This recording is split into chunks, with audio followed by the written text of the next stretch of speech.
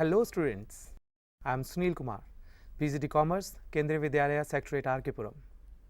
Let me welcome you to our another episode of Business Studies Class 12.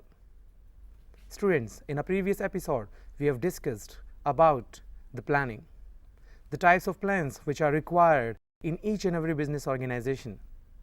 And you must have studied about these types of plans. And since you have understood all the concepts based on planning, certainly you will be able to understand the limitations of planning. First of all, it will be coming to your mind, what is the meaning of limitations? Students, limitations means drawbacks, the demerits which are available in planning. You may be thinking the planning is only for the betterment of the organization, how it can have some limitations. But there are some limitations which planning is having. So let me start it. The very first limitation of planning is planning leads to rigidity. What is the meaning of rigidity? It means static. It is not flexible. At the beginning, when the business organization was started, the planning was carried out. And that time, by looking into the matter, by looking into the future of the organizational management sets the various standards which has to be met in the future. That time only, students, the organization has to decide that after 2 months this problem will be coming, after 3 months this situation will be coming, and the solution to that particular problem is already given by the management at the time of planning. But when the planning was done and now after 3 months the circumstances are completely changed, the solution which seems to be the best at that time, now it may not work. But the old employees are said that they have to implement that solution only. But this solution may not be fruitful for the organization. So here, once the plans are drawn, it's almost impossible. It's very, very difficult rather to make some changes to the plans. So the first demerit of planning is it is rigid. It is fixed. It cannot be changed very, very easily. Now let me come to our second limitations of planning. Planning may not work in dynamic environment. What is dynamic environment? Environment is highly flexible. Environment is comprising various forces which are changing the environment every second, and the management has to take care of that environment and will decide that what type of activities will be performed. So now the management can decide about that, but the management cannot forecast the future to the perfection. Some drawbacks will certainly be there.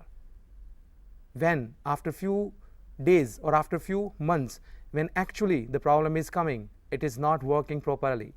So the plans which are drawn few months earlier are useless in present situations. So there is no way the plan can work for the betterment of the organization. So planning does not work in dynamic environment, and our business environment is absolute dynamic in nature. So the third limitation of planning is costly and time consuming. Students, in order to carry out planning, we need to have intelligent caution. We need to have intelligent thinking. We need to have sound judgment. Maybe sometimes business organization is having its employees within the organization who can carry out this process very easily. But many a times we will find that organization is not having competent persons who can draw up the best planning for the organization. So now the organization has to look for the other persons or the professionals who are available in the market. The organization has to ask these people to work in their organization and will draw the planning function for that organization. The organization has to pay huge amount of money in the form of salaries to these people. So that shows that planning is a costly process. The organization has to spend a lot of money to carry out plans of the business organization. And not only costly, it is time consuming as well.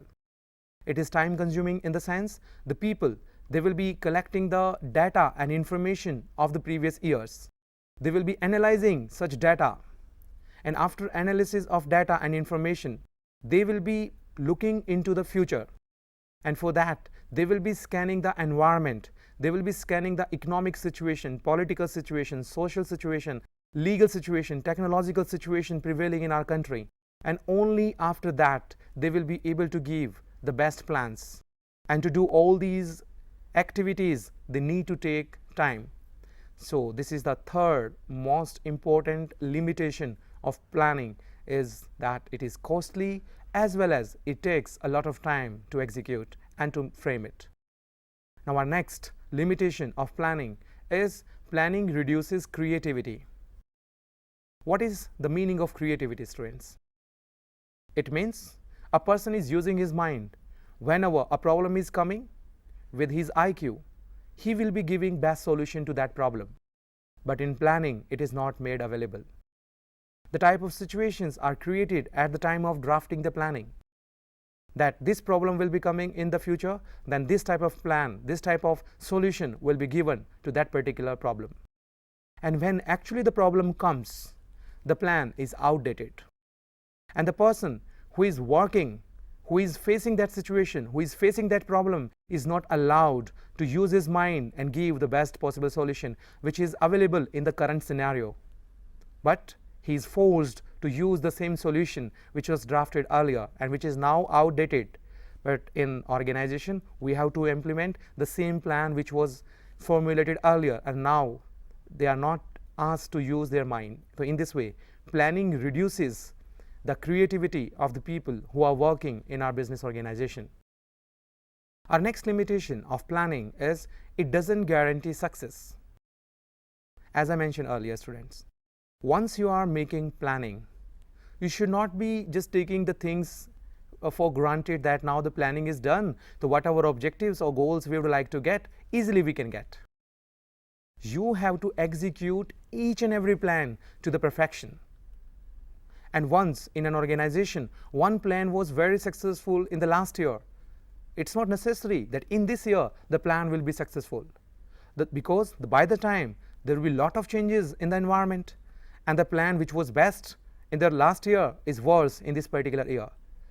So the management has to think about all these things, and they have to ensure that whatever changes are taking place, such changes are properly incorporated in the previous year plan. Whatever solution was given in the last year, these changes are incorporated and the new plan will be drawn. The new solution will be given to the problem, and only then the business will be able to meet that challenge, meet that problem very, very easily, and will be helpful in getting the goals and ultimately objectives of the organization. But it is not happening. Now our next limitation of planning is human element. Who will carry out the planning function? The answer is very simple: the human beings. But human beings, there is a restriction on each and every person as far as creativity is concerned. A person may be thinking about himself, may be thinking about the organization. What does it mean? When a person is given the responsibility of drafting planning for the organization, he may give preference to his individual objective first, and he may avoid the objectives of the organization. So when the plans are made, we have to ensure the plans are made only for the success of the organization and not for the success of a particular person who is given the responsibility to draft the planning for the business organization. So here, another restriction, another limitation of the planning is the human element. The person given the responsibility has to carry out his work honestly, has to carry out his work sincerely, and only then it can help the organization in the achievement of objectives. Now students, we have come to an end of the limitations of planning, and in this chapter we have studied about the meaning of planning, definition of planning, features of planning, importance of planning, process of planning, types of plans, and now the limitations of planning. So now we have come to an end of our chapter planning, in which we have discussed above mentioned topics. Thank you.